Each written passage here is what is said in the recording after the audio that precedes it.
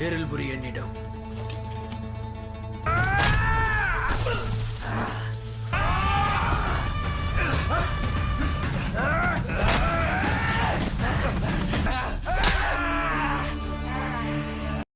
Halo sahabat, Assalamualaikum. Semoga sehat selalu dan senantiasa berbahagia. Terima kasih ya sudah subscribe dan menyimak video-video LK21 Revive. Semoga Tuhan Yang Maha Esa selalu memberikan rezeki yang berkah dan berlimpah ruah untuk sahabat semua. Nah, sebelum kita lanjut ke alur ceritanya, kita sapa-sapa dulu nih para penonton setia LK21 Revive. Terima kasih buat Salman Alfarizi dari Madura, Yuda XCC dari Lombok, Zohabi TV dari Bondowoso, Ijmi Proyek dari Jember, Putri Andini dari Blitar, Ahmad Yedi Channel dari Kalimantan, Herianto dari Lombok, Jax Miller dari Sukabumi, Sopimon dari Kudus, Prajal Natural dari Raja Ampat, Putri kita dari Madura. Dan buat teman-teman semua yang belum Mimin sapa, nanti di next video ya. Jadi tetap bersabar. Nanti pasti Mimin sapa kok. Tetap pantengin terus LK21 Revive. Nah, kali ini alur cerita film yang berjudul Yat Pisai 2024. Bagaimana keseruan filmnya? Gak perlu banyak basa-basi, ini dia alur ceritanya.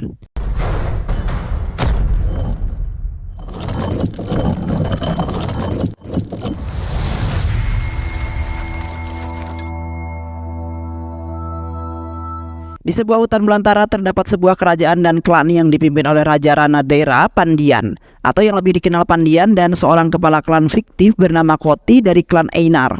Yang di saat itu mereka berdedikasi ingin menghancurkan kerajaan serta klan musuh yang mana mereka berencana ingin menguras dan merampas kekayaan yang mereka punya. Sementara itu seorang laki-laki tua botak sedang berburu berjalan di sebuah hutan bersama seorang bocah lelaki berusia 10 tahun.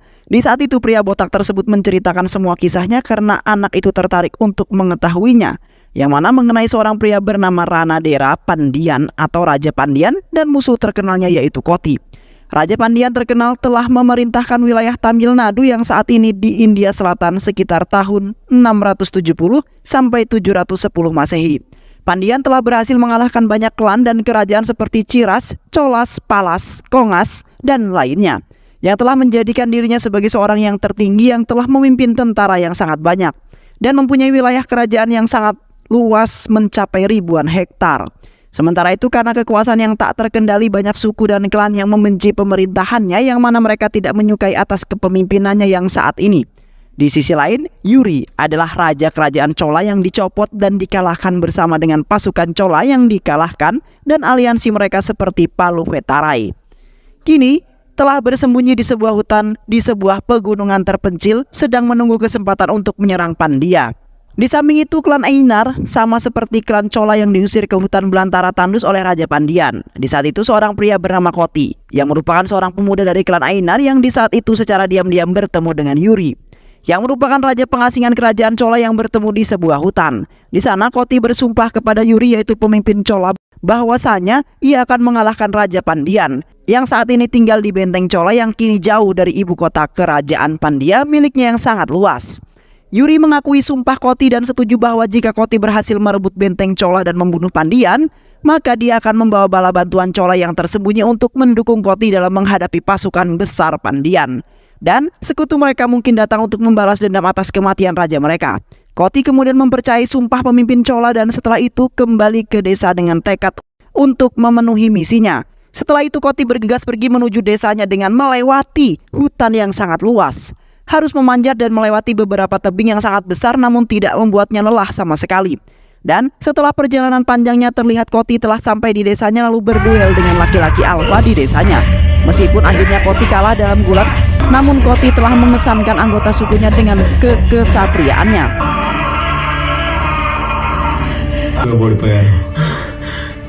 Di sisi lain, terlihat sebuah kapal sedang berlayar di tengah-tengah lautan, yang mana mereka akan menuju ke sebuah desa di Tamil Nadu dengan niatan yang belum diketahui oleh siapapun, di mana di dalam kapal tersebut terdapat banyak orang yang kelihatannya sangat mengerikan. Di saat itu salah seorang telah mengatakan bahwa dalam waktu beberapa hari lagi mereka akan melakukan sebuah pesta yang akan membuat mereka semua menjadi senang dan akan ada tumpah darah di antara mereka. Di sebuah desa terlihat pendeta Raja Pandian dan penasihat kerajaan sedang memandangi seorang penari kuil cantik yang menari sangat lihai sekali. Pendeta itu kemudian mengatakan kepada penasihat kerajaan bahwa ia sangat tertarik dengan penari kuil tersebut. yang mana ia akan memberitahu raja dan memanggil penari kuil itu untuk menari dan menghibur dirinya di kerajaan. Kembali ke Koti yang di saat itu telah meyakinkan beberapa anggota klannya untuk melawan Pandian. Kemudian meminta pada mereka agar menunggu kesempatan yang tepat untuk menyerang kerajaan Pandian, yang mana mereka telah mendapatkan gelar perang Kalan, yaitu Dewa Kematian, setelah mengalahkan beberapa kerajaan dan juga klan. Sementara itu penari kuil pergi ke kerajaan Chola karena Raja Pandian telah mengundang mereka ke kerajaan untuk menari di hadapan Raja Pandian. Di saat itu salah satu penari yang sedang memainkan seruling dengan penuh penghayatan, sembari membayangkan masa kecilnya yang telah dijual oleh pamannya untuk menjadi penari kuil sejak dini. Yang sampai kini wanita tersebut berprofesi menjadi penari kuil yang sangat lihai dan selalu mendapat sebuah job yang banyak. Di malam harinya Koti telah mengumpulkan banyak informasi tentang Raja Pandian Ranadiran melalui mata-mata Koti yang telah memberitahu bahwa Raja Pandian bersama dengan sekelompok kecil pegawai pribadi Yunani dan prajurit lokal akan mengunjungi kuil di puncak bukit dalam beberapa hari. Koti kemudian memutuskan ini adalah saat yang tepat untuk membunuh Raja Pandian karena Koti yakin mereka akan menang. Alhasil Koti dan anggota sukunya bertemu dengan Pusari, yaitu pendeta klan, dan melakukan ritual perang Tamil kuno yang dilakukan dari waktu senja hingga fajar terbit menerangi persembahan mereka, yang mana mereka telah mempersembahkan beberapa hewan sebagai rasa hormat serta mempersembahkan dan mengorbankan manusia kepada Dewi Perang, yaitu Kotrafai, agar Dewi Perang bisa membantu mereka. Sementara itu, ibu dari pria tersebut hanya memandangi anaknya yang dijadikan sebuah sesembahan, dikarenakan dengan itu klannya bisa selamat dan mendapatkan kekayaan yang sangat melimpah. Koti kemudian memberikan arahan kepada pasukannya untuk melakukan sebuah penyerangan, di mana Koti memerintahkan pasukannya untuk mengepung kerajaan Chola lalu melakukan penyergapan. Di saat itu Koti sangat yakin bahwasannya mereka bisa mengalahkan kerajaan dan juga klan tersebut. Dengan begitu, mereka bisa menguasai wilayah tersebut dan mendapatkan kekayaan mereka secara cuma-cuma. Dan setelah itu Koti dan pasukannya langsung bergegas menyusuri hutan untuk menuju sebuah kerajaan tersebut.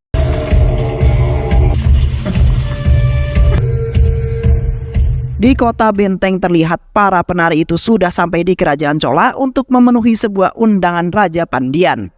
Penari-penari itu kemudian menari dengan sangat lihai dan penuh semangat karena baru pertama kali ini mereka menari di sebuah kerajaan yang menurut mereka itu adalah sebagai kehormatan mereka. Di samping itu juga Koti sudah berada di tempat tersebut yang di saat itu sedang memandangi wanita-wanita itu sedang menari. Yang mana Koti telah menyamar sebagai penduduk di situ untuk mencari informasi lebih dalam tentang kerajaan itu. Di saat itu Raja Pandian merasa heran dengan salah seorang pria yang telah duduk di tempat yang seharusnya tidak boleh ditempatinya, karena tempat tersebut hanya ditempati oleh seorang yang terhormat yang ternyata itu adalah Koti. Pandian kemudian menghampiri Koti lalu memberikan sebuah salam. Pandian kemudian mengingatkan Koti agar tidak duduk di tempat tersebut. Dan di saat itu Pandian agak sedikit heran dengan luka yang berada di badan Koti yang membuatnya teringat sesuatu. Namun di saat Pandian ingin menengoknya lagi, tiba-tiba saja Koti sudah menghilang. Setelah itu Koti kembali mendiskusikan penyerangan bersama pasukannya. Koti kemudian mengatakan bahwa esok hari Raja Pandian bersama pasukan kecilnya akan pergi ke kuil yang berada di puncak bukit yang tidak jauh dari tempat persembunyian mereka, di mana Koti dan pasukannya akan bersembunyi di sisi jalan perbukitan itu lalu melakukan sebuah penyergapan. Dan di saat itulah akan melakukan penyerangan karena Raja Pandian tidak membawa pasukan yang banyak. Dengan demikian, Koti dan pasukannya akan lebih mudah membunuh Raja Pandian dan membuat Raja Pandian semakin panik dan takut terhadap Koti beserta pasukannya.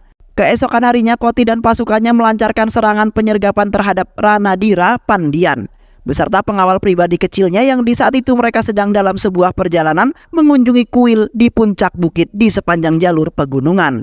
Terlihat Koti beserta seluruh pasukannya yang sangat banyak itu meluncurkan sebuah penyerangan. Namun, para penjaga Yunani dan lokal Ranadira Pandian dengan cepat membentuk sebuah formasi palang yang sangat tangguh, di mana formasi pertempuran Yunani yang terkenal bisa melindungi raja mereka.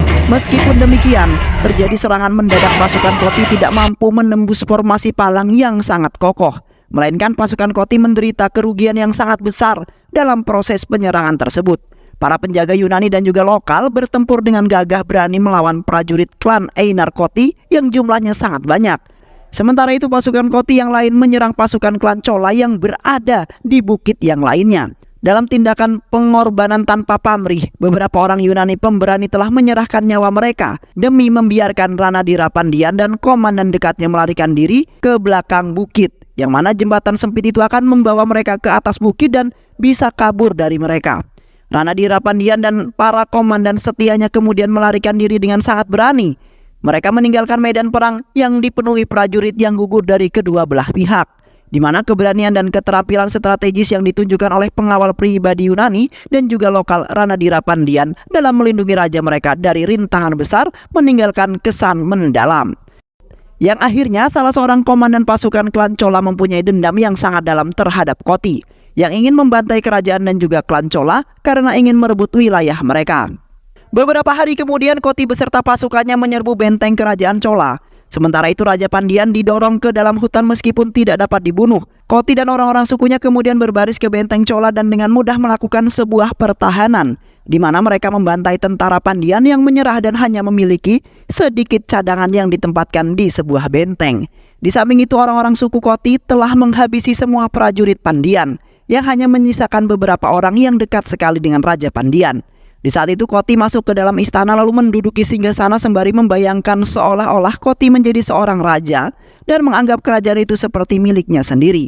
Setelah itu Koti menghampiri seorang pendeta, penari kuil dan beberapa orang dekat dengan raja, yang mana Koti meminta kepada mereka untuk melayani dengan baik dan mereka harus membayangkan Koti itu adalah raja mereka. Namun seorang pendeta itu membantah perkataan Koti yang membuatnya tidak nyaman. Koti kemudian mengancam akan membunuh mereka jika tidak menurutinya, yang akhirnya mereka terpaksa dan pasrah mengikuti apa yang dikatakan oleh Koti. Dan setelah itu Koti pergi ke kerajaan untuk beristirahat dan menikmati kerajaan dan pelayanan yang sangat nikmat. Di pagi harinya di hutan belantara, terlihat Raja Pandian dan beberapa komandan tangguhnya sedang mengubur semua prajurit yang telah gugur. Di samping itu Raja Pandian akan membalaskan dendam dan membantai Koti yang kini telah menjebak mereka dan telah merebut kerajaan mereka dengan akal liciknya tersebut. Raja Pandian mempunyai nazar ingin memenggal kepala Koti lalu membakarnya di benteng Chola yang sudah runtuh. Terlihat Koti yang sampai saat itu adalah seorang pengungsi tanpa nama, pengembara suku yang telah menghiasi dirinya sebagai raja dengan mahkota emas Pandian dan duduk di atas tahta sebagai raja kota benteng. Di mana Koti sangat senang sekali dengan usahanya yang telah membuahkan hasil yang sangat manis dan sangat nikmat.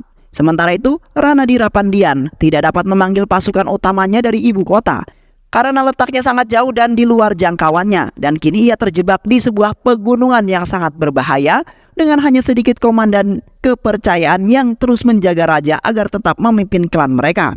Namun tetap saja Pandian bersumpah bahwa dia akan membunuh Koti sebagai balas dendam dan mengakui bahwa Pandian adalah sebagai pejuang hebat seperti yang Pandian lakukan. Apa yang bahkan tidak bisa dilakukan oleh kaisar besar hingga membuat dirinya tidak mempunyai harga diri. Jadi Pandian mencari bantuan dari suku pegunungan lain yang disebut Perumpali, yang di sana telah dipimpin oleh seorang pemimpin Metriak yang merupakan suku yang pernah dikalahkan oleh Koti. Pemimpin suku itu kemudian meminta kepada Pandian sesuatu sebagai sebuah imbalan, yang mana mereka telah meminta Pandian untuk menikahi seorang gadis muda dari sukunya, karena sukunya akan membawa benih tersebut ke tahta Pandian yang dianggap sebagai ketenaran besar bagi suku tersebut. Ranadira Pandian akhirnya menyetujui dan menikahi seorang gadis muda dari suku Perumpali, dan tak lupa menghamilinya pada malam pernikahan mereka, lalu mengatakan kepadanya bahwa penyempurnaan ini hanyalah untuk politik laki-laki dan bukan karena cinta padanya. Di kota benteng terlihat Koti jatuh cinta pada seorang penari kuil cantik yang dibawa dari tempat lain ke benteng ini oleh penasihat istana kerajaan yang membawa banyak Devaradiar bersamanya. Setelah pertahanan jatuh ke tangan Koti, Koti kemudian memecat menteri lalu mengambil alih penari kuil sebagai selir dan menghamilinya.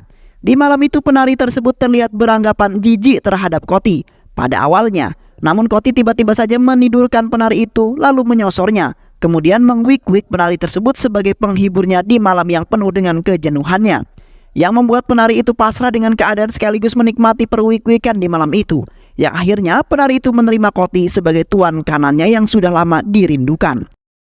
Keesokan harinya Koti telah mengirim utusannya sekarang ke Raja Chola yang bersembunyi yaitu Yuri. Yuri diperintah untuk datang dengan membawa bala bantuan agar bisa mempertahankan benteng kerajaan tersebut. Yang ditakutkan Raja Pandian akan kembali melakukan penyerangan dengan membawa pasukan baru.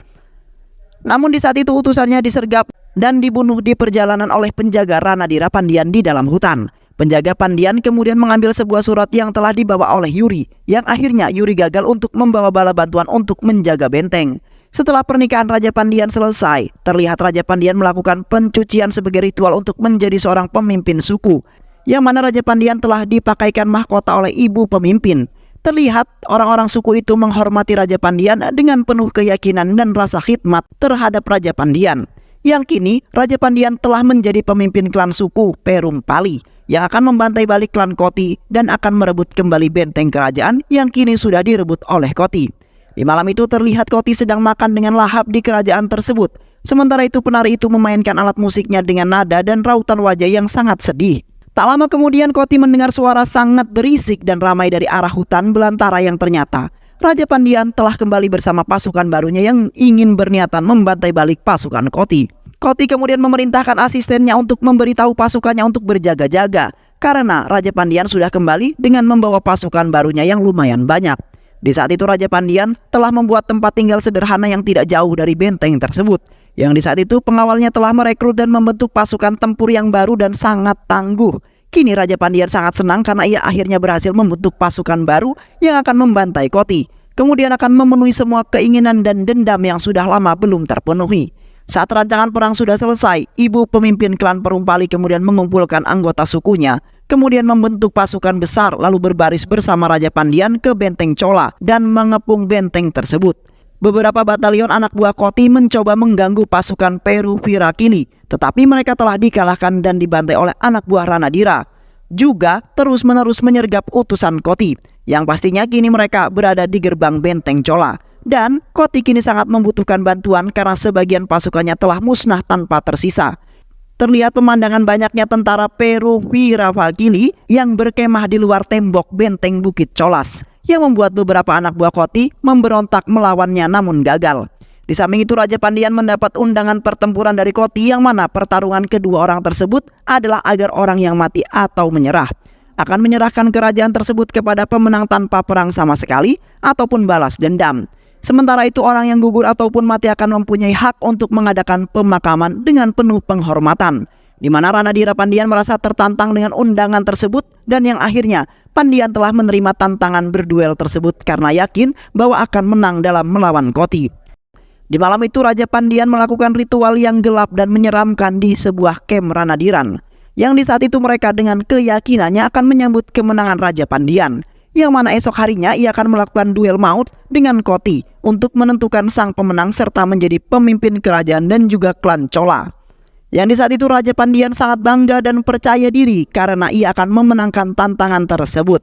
Kemudian merebut kembali kerajaan tersebut lalu menjadi raja kembali. Setelah ritual yang gelap dan menyeramkan dari Raja Kem Ranadiran, Ranadiran Pandian dan Koti bertemu keesokan harinya untuk berduel.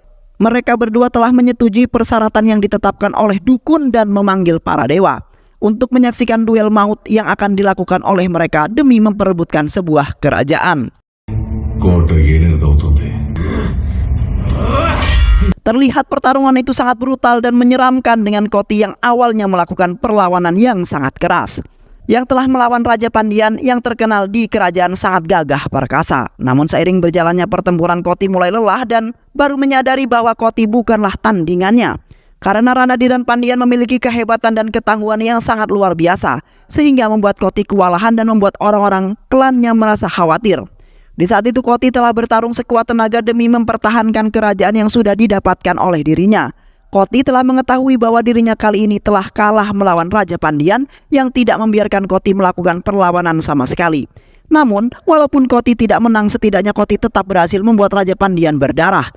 Sebagai imbalannya, Ranadira Pandian melukai Koti dengan fatal dan brutal tanpa memberikan ampun sama sekali, yang membuat Koti jatuh terkapar ke tanah dengan keadaan lemas tak berdaya, di mana Koti telah mengeluarkan banyak darah dari sekujur tubuhnya karena Raja Pandian menusuk dan memukulnya berkali-kali dengan sangat keras.